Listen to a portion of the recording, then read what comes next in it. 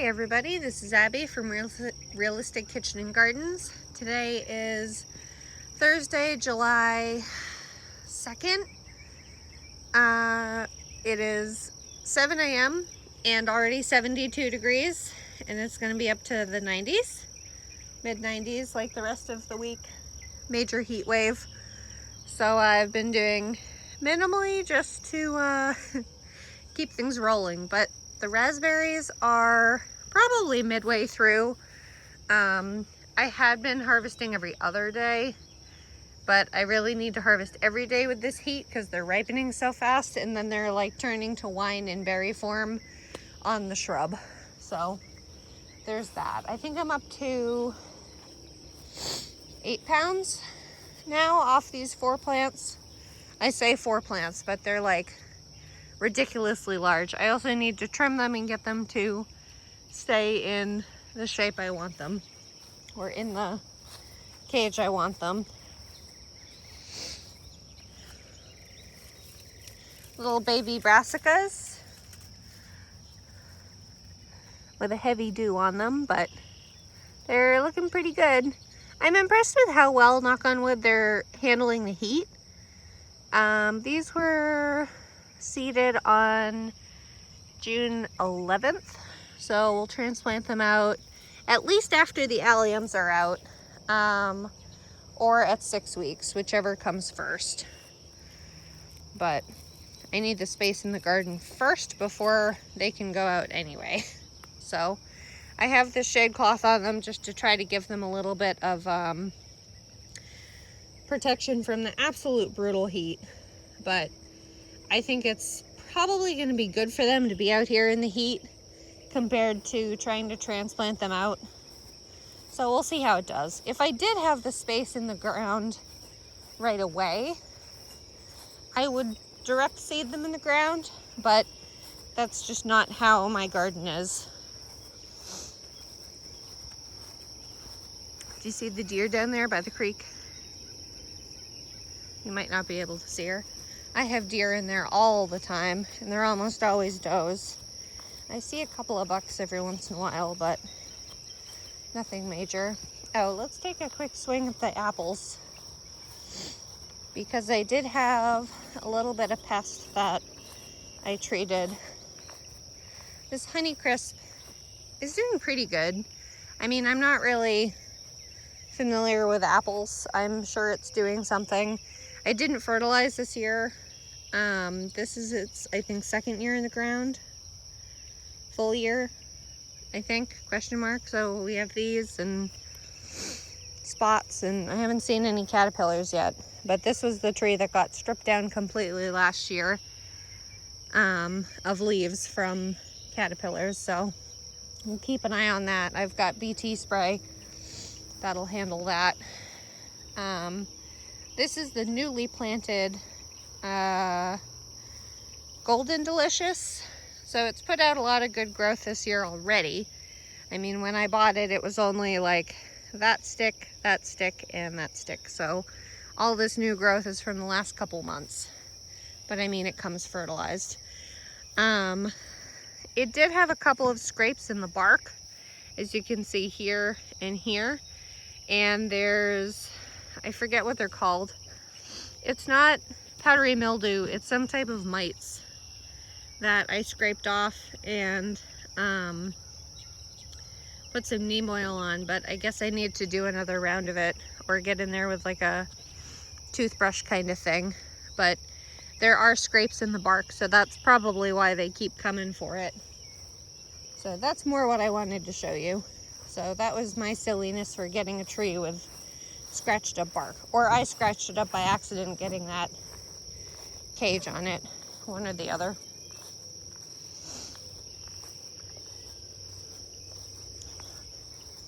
The blueberry bushes are looking really good. I really need to get name tags in. I'll look up the varieties I have and put tags on. But these are the same. These are the late. This is the mid, which is putting out a lot of good growth. I did fertilize these this year in the spring, a couple months ago now, so they're getting there.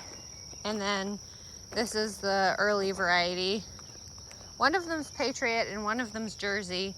And then the mid one is, I think, Northland. But this one got chomped by, I'm pretty sure it's deer. It's all new growth, so I'm sure they wanted a little sweet treat. They only took a bite out of this one, so I guess I'll start putting up a cage on there. Mushrooms, mushrooms everywhere. Deer still out there watching me. They haven't really minded. I really don't go down there. So they just kind of stare at me and move along with their day. It's much nicer to be out here in the 70s than it is in the 90s. Things are exploding with growth, and I'm still losing my battle with the cucumber beetles with my cucurbits.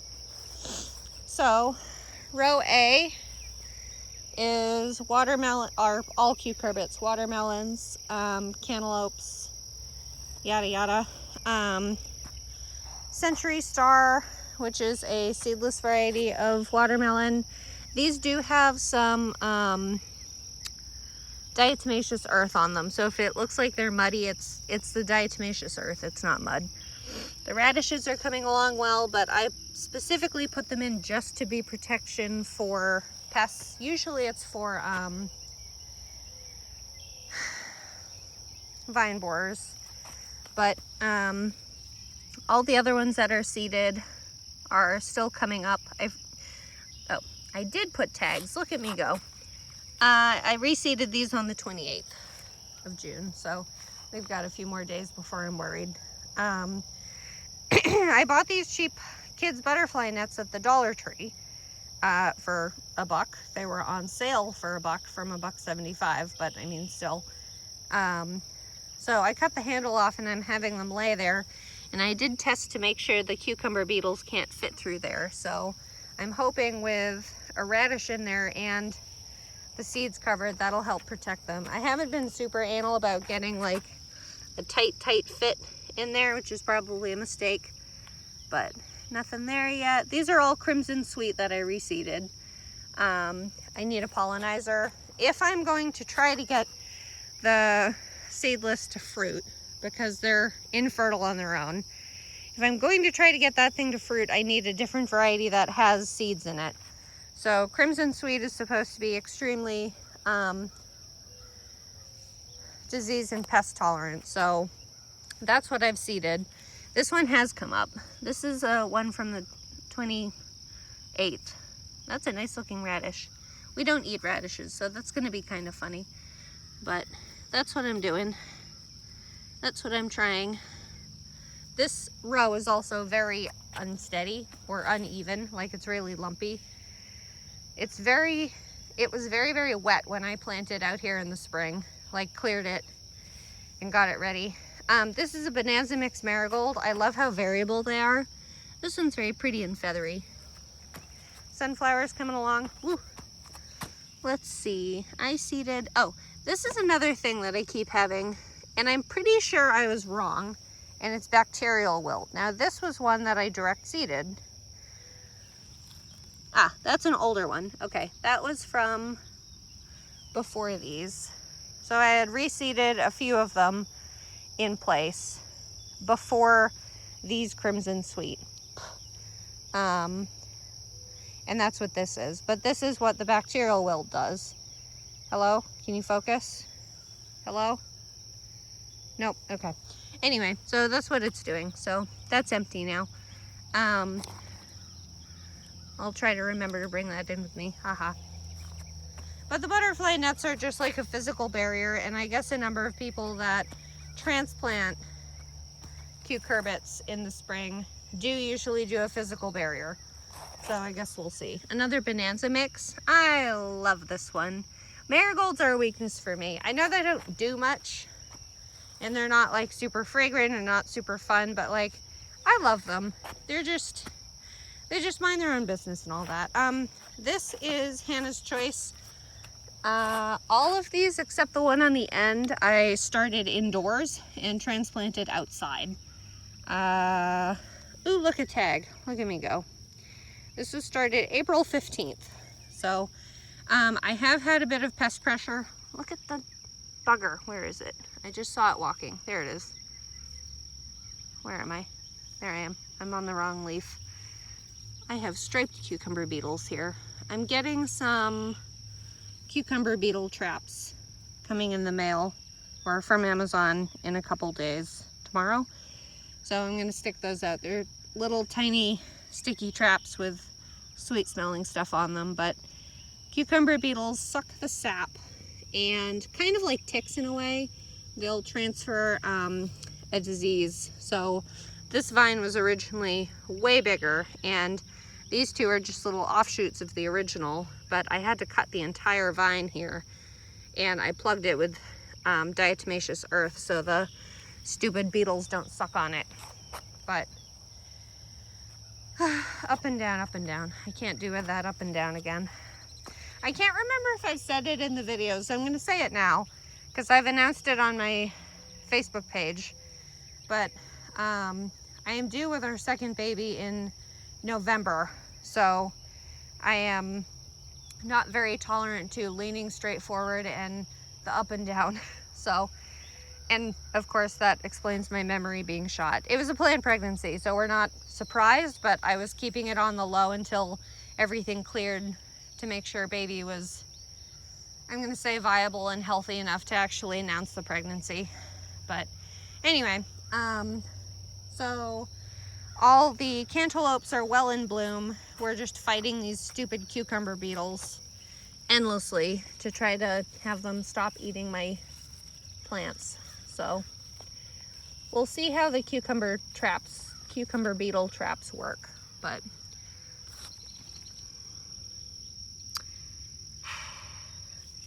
so that's probably why a number of, or all of the cucumber beetle traps are yellow, is because I have heard this, I just hadn't seen it. They'll do that. They'll be attracted to the yellow of the flower. So the sticky traps I have are bright yellow. I'm a little surprised the marigolds haven't been like a trap crop in a way. Here's the one that I seeded, the Hannah's Choice that I seeded on June 3rd.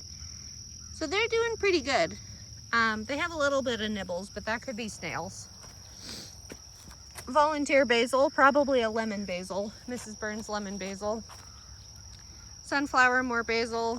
Oh, you're going to flower. Hello, lavender. This is Hidcote lavender that I purchased this year in hopes of them being pest deterrents. But here is spineless zucchini. This is probably the last year I'm going to grow that specific variety of zucchini.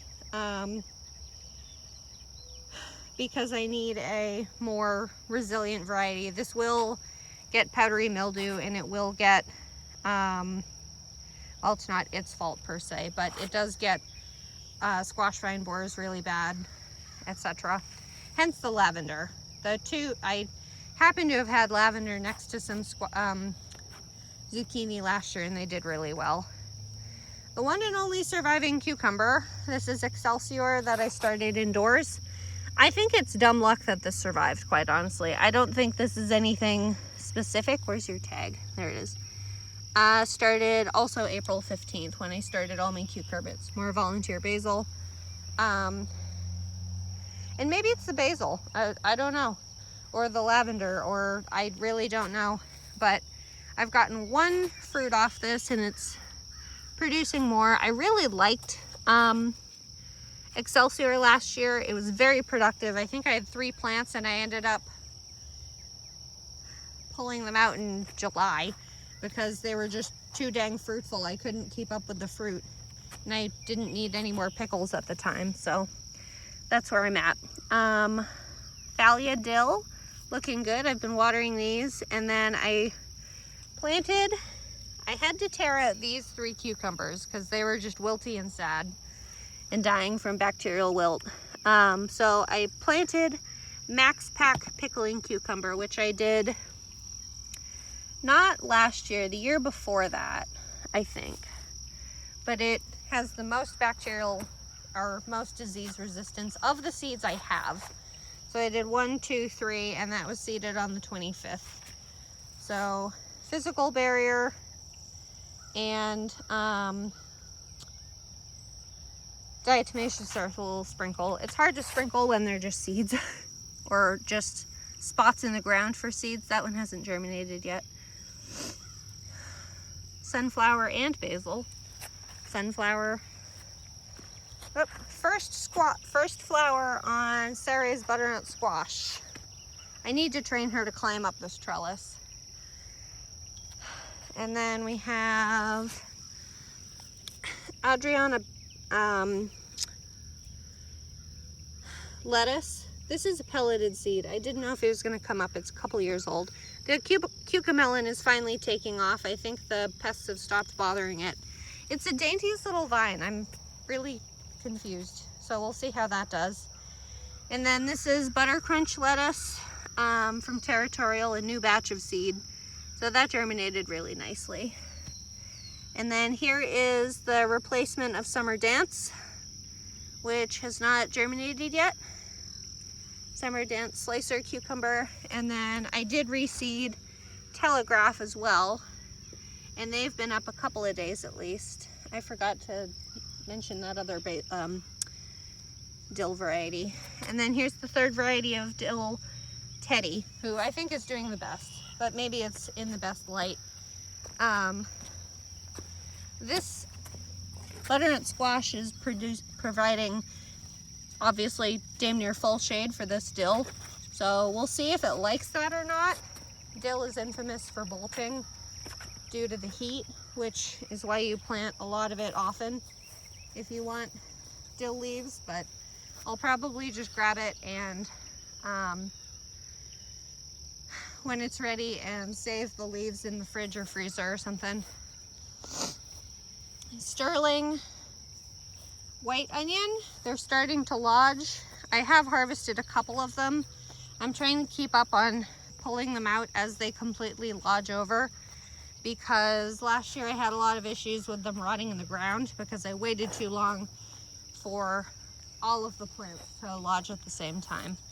So these guys are on the cusp of being ready. And then here's the divide of Red Wing storage onion. They probably have another week, would be my guess, based on variety length. I think they're a 110 or something like that. Oh, that's interesting. That was either me accidentally shredding it or something actually shredding it. But I don't think I've ever seen anything eat onions before. Huh. This is the patch of Patterson yellow storage onion. So I thought this was one of the shortest ones compared to, that might be lodging actually. It's getting there. It's thinking about it. It's thinking about it. They got a couple to work on, so that'll be soon as well. The garlic needs to come out. I will admit the garlic needs to come out because everything looks absolutely ratchet.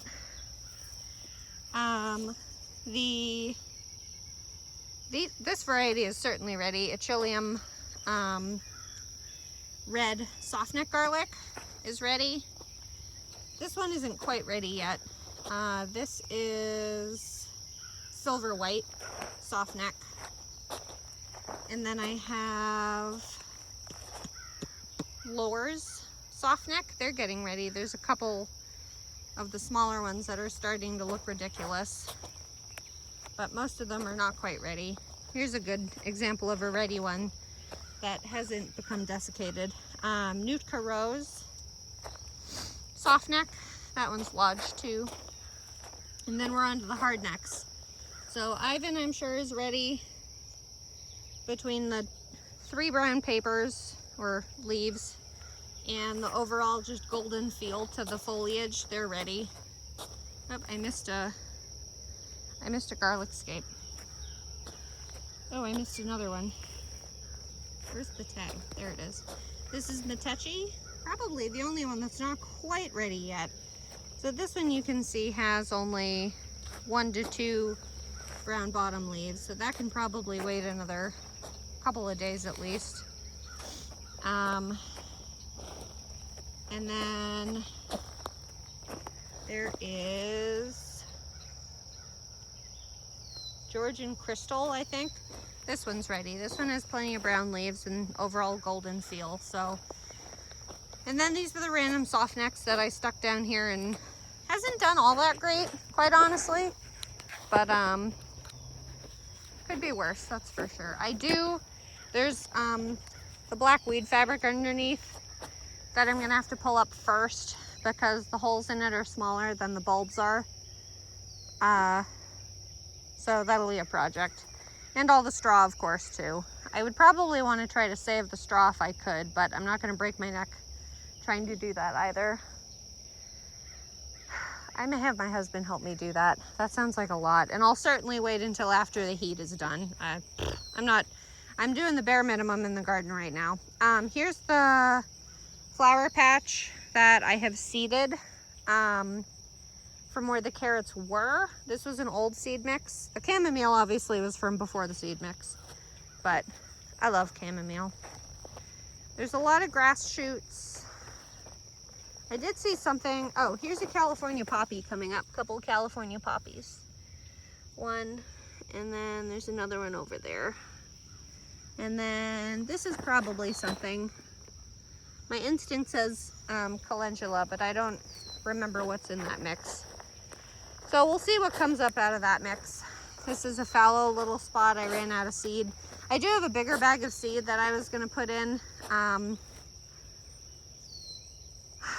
if I needed to, but we'll see.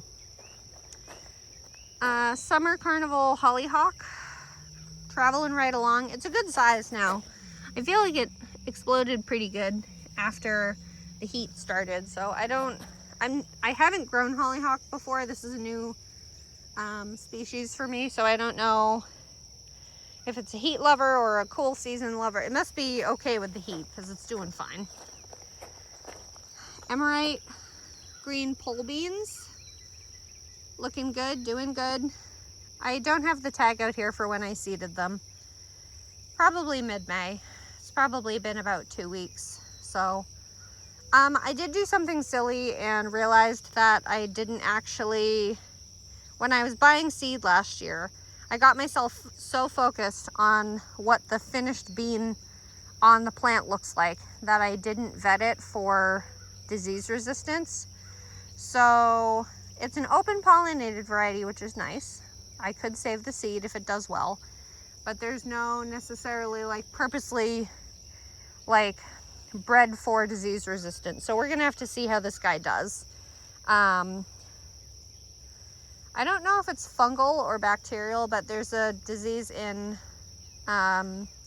beans called rust, which it's just ugly and it makes the beans tougher. But it's spread when you touch the plants when they're wet, and we'll see if that hits here. I did grab some more petunias. So there's red, purple, and yellow is down the end. The purple, two of the purple are actually ones that the middle one I think is the one I started from seed. I forget what the variety is, but interesting loss on this one. I'm gonna zoom so I don't have to get in there, but this bean, it looks almost like a sunburn, so I don't know what happened to you. I'll probably tear it out though. There's a couple little ones like that one that are a little bit behind. I'm not overly worried about it though. We'll see. The viability on these seeds was excellent.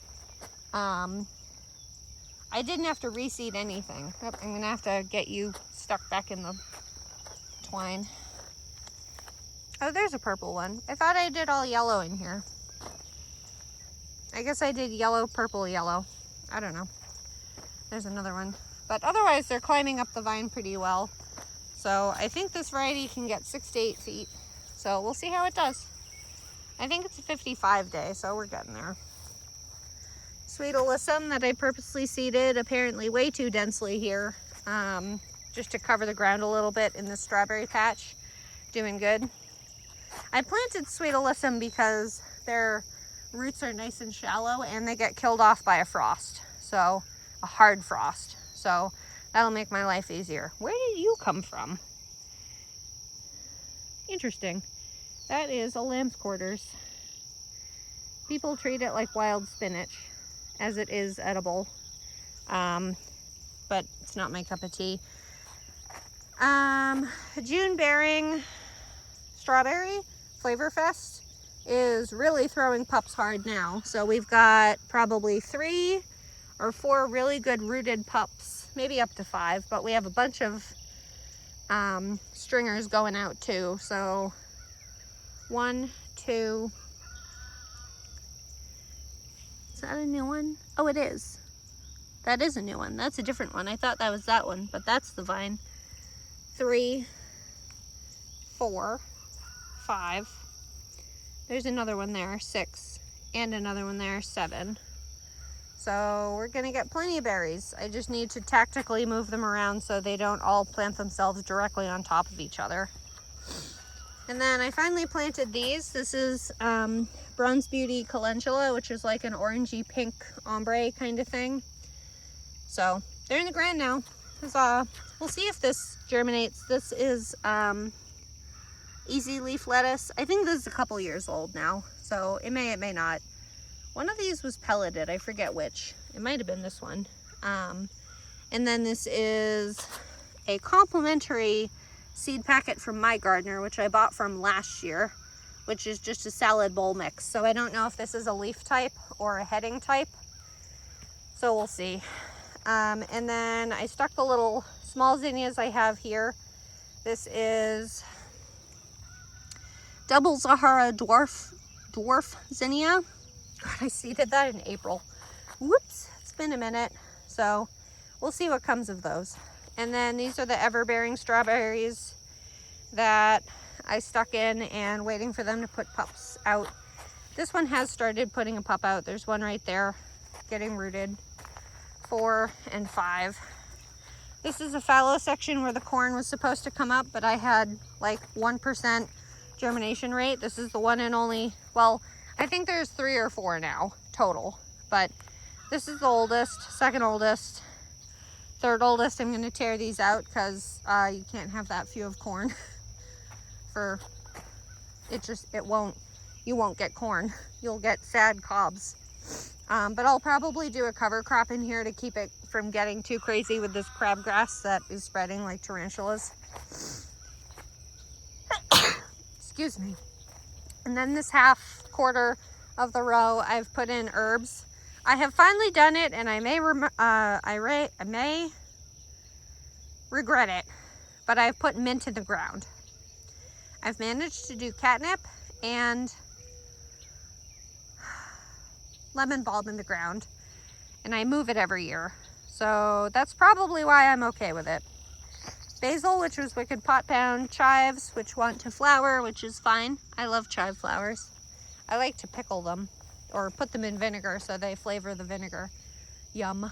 More basil. And then this is the volunteer basil. This is the agoshed.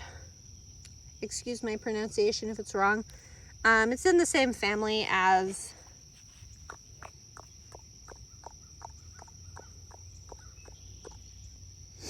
hyssop, or maybe it is a hyssop, but these are so pot bound, and I seeded them in April. But there's sandstone, which I think is pinky. It did have a flower on it, but it's gone now. But there's 2 of those. And then this is sun, which is yellow. There's a flower coming up there, which I think is so stupid. This tiny thing is flowering. It did have a friend here. Where is it? I can't even see it on screen. Yep, there it is. But it died. And then this is sunset, which I think is orange. So those 2 look good though. And then this is a little fallow spot. I'll have to find something to stick in. The tomatoes are doing well. I'm not going to touch them because it's wet from the morning dew. But I do need to get stakes in here.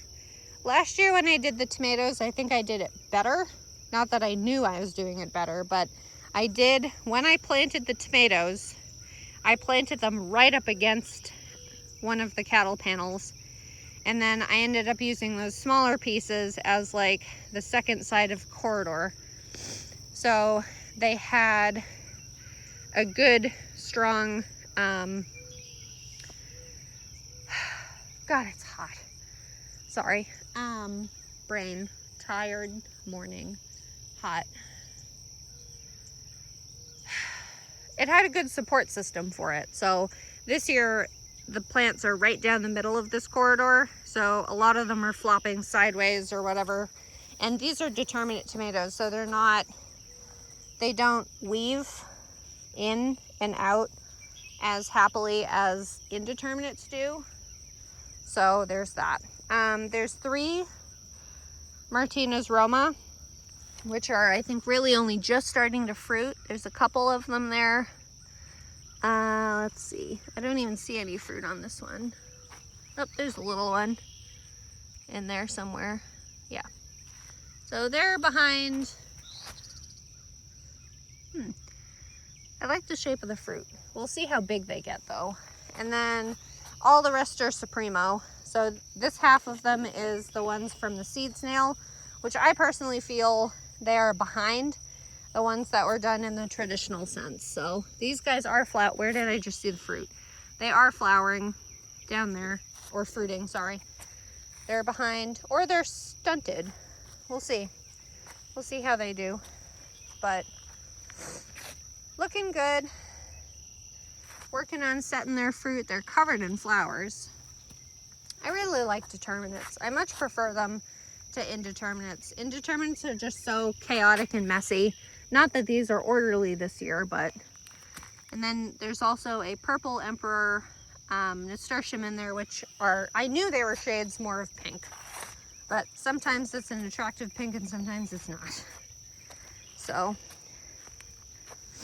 this is 2 plants kind of stuck together, which is another reason why I'm not really a fan of having done the cattle panels this way. It's much too late to change it though. Trying to get the cattle panel out and trying to get the T-posts out and then back in would absolutely destroy these plants. So I've dug my hole. I've made my bed. I have to get in it now.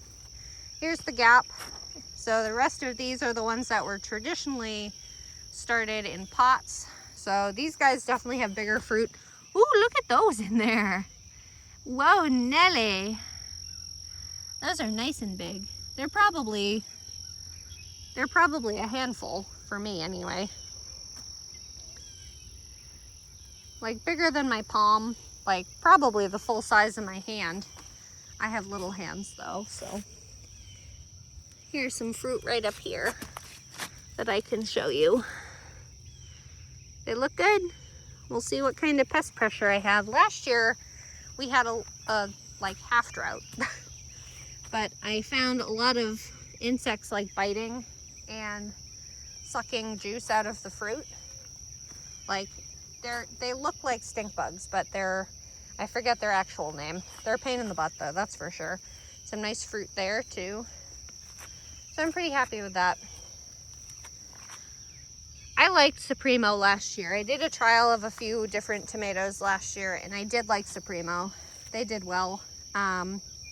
They do suffer late blight as well, so we'll have to keep an eye on that.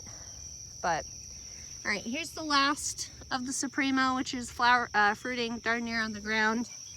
Dark purple opal basil, and then we have 2 Defiant tomatoes, which I learned through looking at seeds for next year because it never ends.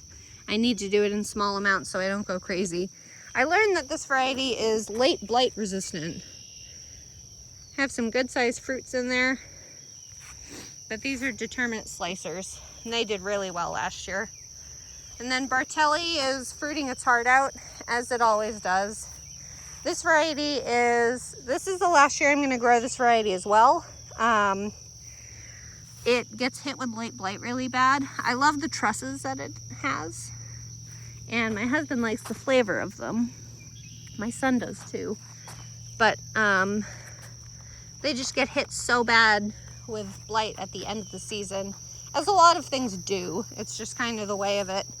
I don't know if blight's a bacteria or a virus or what, but this coming next year, I'm going to trial five different paste types that are all quite disease resistant or are a different type of, they're all determinants, but they're all determinate paste types, and they either have late blight resistance or something else. The potatoes are looking ridiculous, and at this point I don't know if it's like the point in the life cycle, because I mean this is Pomerol russet. This is flowered and probably produced its set well enough, but it has had Colorado beetles on it too. The larvae of it, the caterpillars of it, which look like demonic ladybugs. And then here is Yukon Gem. This has been hit pretty good with the Colorado beetle larva too. This one hasn't fruited as flowered nearly as much. Oh, look at that pretty gleam mixed nasturtium back there. I love nasturtiums. They're so whimsical. But you can see the kind of damage that the Colorado beetle larvae do. They just strip the foliage, which apparently is the problem, is that they can strip the foliage and stunt the plants. But I don't know if that is a problem at this point for my plants, because I feel like they came on pretty late. I was watching a video from a fellow gardener, and one of the farmers that he references, this is Baltic Rose, which for some reason has not been hit with Colorado beetle. Like, I've seen a couple little larvae on it, but like nothing like these guys. But the farmer that he had referenced, a potato farmer, he actually, to be fair, he's in Canada, so I don't think it gets quite as hot as it does here, but he does like a permanent frost fabric. So it's not insect netting, it's frost fabric, so that when he plants early in the season, it creates a small greenhouse effect, but he keeps them covered, and the potato greens will push the plants up as they get bigger. But he just leaves it on. He said he does take it off for a heat wave, whatever that means for him. Meanwhile, the gardener he was talking to was in California. So maybe I'll try that next year, the frost blanket, or at least insect netting. Because the insect netting would at least keep the potato beetles off, and I wouldn't have to fight them so hard. Okay, we're getting there. We're almost done. Rhubarb looking good. I did see a flower stalk on this at one point. Where did I see it? I don't know. Looks like it wants to flower. The dahlias. You look lovely today, ma'am, in the morning sun with some dew. Excuse me. So this is a red dinner plate dahlia, which feels more burgundy, purple, whatever. Not bad. I don't mind it. I like the size of them, and I appreciated purchasing them, and they're easily, like, fully ready to go. Not my favorite girth pattern, but I do like them. They're perennial anyway. I have to bring the bulbs in. They have bulbs that you have to bring in. They won't survive the frost, but I'll try to bring the bulbs in and overwinter them, but I don't have a good track record with that. Then here's the pink dinner plate, which I think I like the pattern, the growth habit of more of the flower. I need to cut that gross flower off. But I think I've heard that dahlias can get powdery mildew, so we'll see what happens there. A patch that I need to weed heavily is Utah tall celery, which looks pretty good this year, quite honestly. I just need to get out here and weed. Probably after a rain. It's going to rain again this weekend, so I'll try to do that later this weekend. But 2, 4, you can barely see that one, 6, 8, 10, 12, 14, 16. That's the one that is missing because I accidentally pulled it out when I was putting that in. 18, 20, 22, 23. The peppers are doing well. I need to put shade cloth on them because I found one yesterday. This is full of blooms, by the way. This is Early Sensation that I purchased. There's 2 Early Sensation, which are yellow. This is the one and only Gold Whopper from Gurney's I have, which had a bud on it, and I thought I pollinated it, but I guess not. And then all the rest are Giant Red 2 from Gurney. Almost all of them have fruit on except this one. So, but this is a good example because this is sunburn on a pepper fruit. And some years I've had really good foliage on them, but I did use a tomato and pepper fertilizer on them. So it's a 346 NPK. So it's not getting nearly as high of a nitrogen boost as it would in previous years. So I'm gonna drape some shade cloth on them and just do like on top of the trellis, and just to do a light shade cloth, not a heavy one. But one of these plants actually dropped a fruit yesterday, and the entire half of that fruit was scalded and shriveled and gross. So, ooh, blue bedder salvia is finally flowering. The salvia this year has been suffering severely from aphids, which is really weird. I haven't seen that before in my garden. And then here is yellow banana. And you're actually turning yellow. Apparently all banana peppers turn red, I guess, when they get to that ripeness point. And here's the second one, which finally has started putting on fruit. Eggplants, pumpkin on a stick. Looks pretty good. And they are actually flowering, so that's encouraging.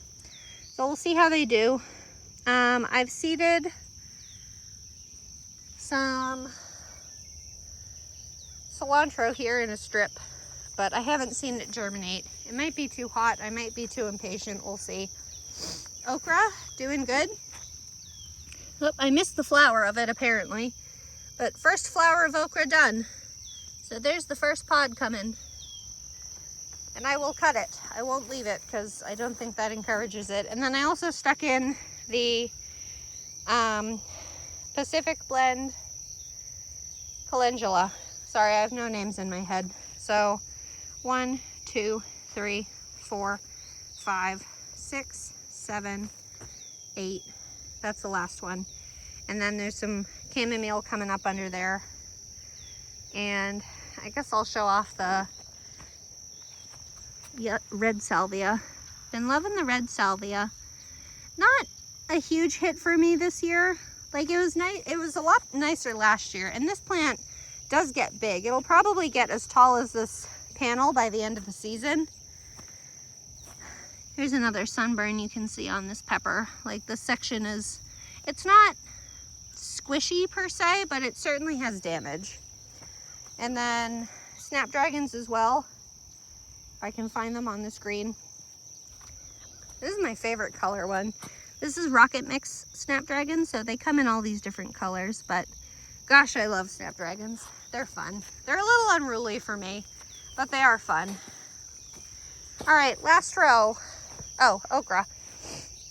Orange Jing, which for some reason seems very small.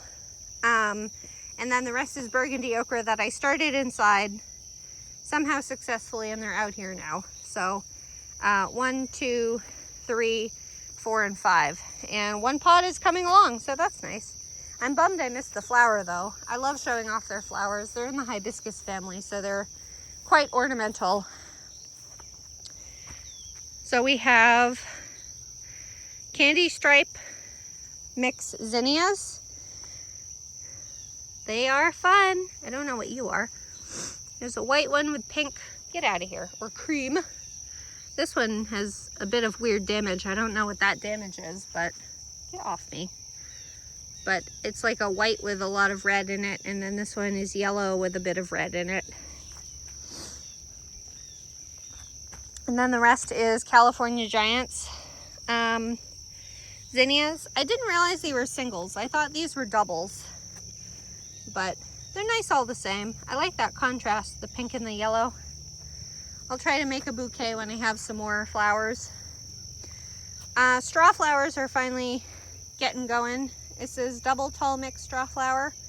So 2, 3, the runt. This one looks like it wants to flower soon. Oh yeah, look at that. This is a blend of colors, so I don't know what that is, but last year I did purple and red. And then Scabiosa, taking its sweet time also. Probably a cool season plant if I had to guess. That's a weed. That's the Scabiosa. I'm so excited for these to open. This is China Asters, Duchess Mixed China Asters. Talk about taking their sweet time. Come on, beauty. These are supposed to look similar to peony flowers, excuse me. And then this is Duchess, this is Chabad Mix Carnations.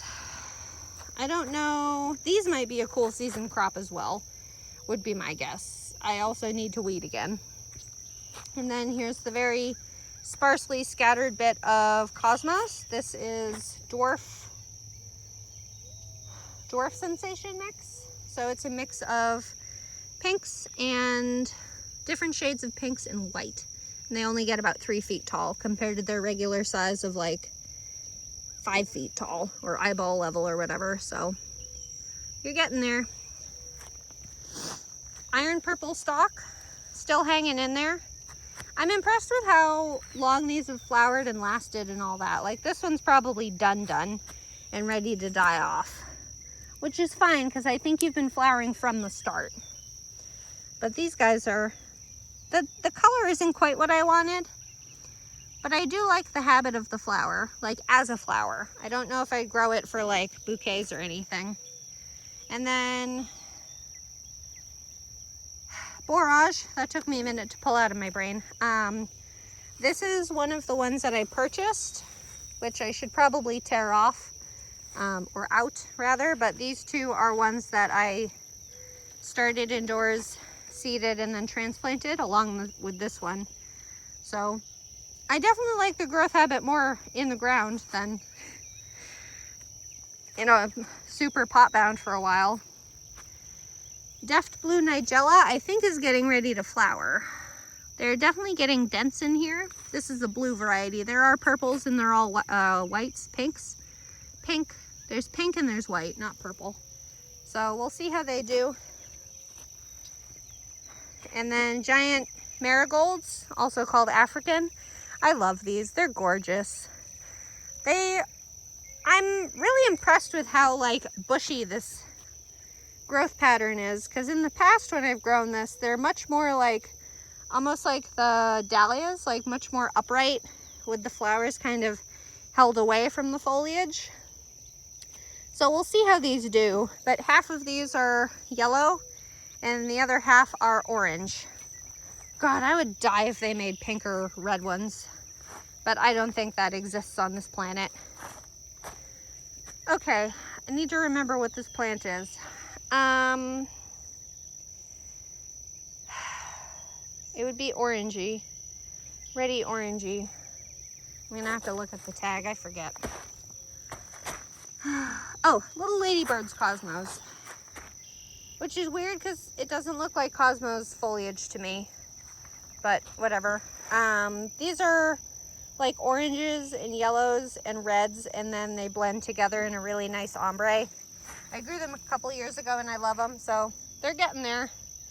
These get to be about 3 or 4 feet tall. And then Roulette Coreopsis,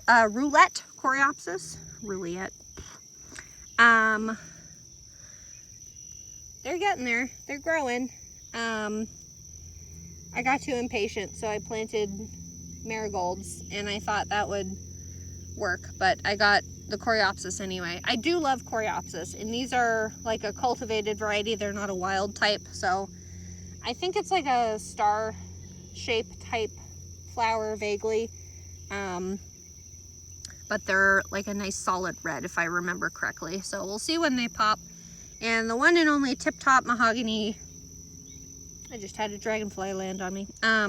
Tip Top Mahogany Nasturtium. So these only get about a foot tall, and they're much more like mounding type, not necessarily the vining type that I have in with the tomatoes. So huzzah, there we are. That's the garden. So at this point, we are at protecting from pests, protecting from too much sun on fruits for the peppers, and waiting. And I need to plant a cover crop in that first half of where the corn was gonna be. I want you to flower. I thought there were more like jewel tones in here too, but they look very pastel, don't they? The ones that are budding at least. So we'll see what comes of that. Or I should be an adult and look at the mix, but whatever. But anyway, that's that. If you like this kind of stuff, please like, comment, and subscribe for more. And follow along my Facebook page, Realistic Kitchen and Gardens, for more frequent updates and shenanigans that I get myself into. Okay, thanks. Bye.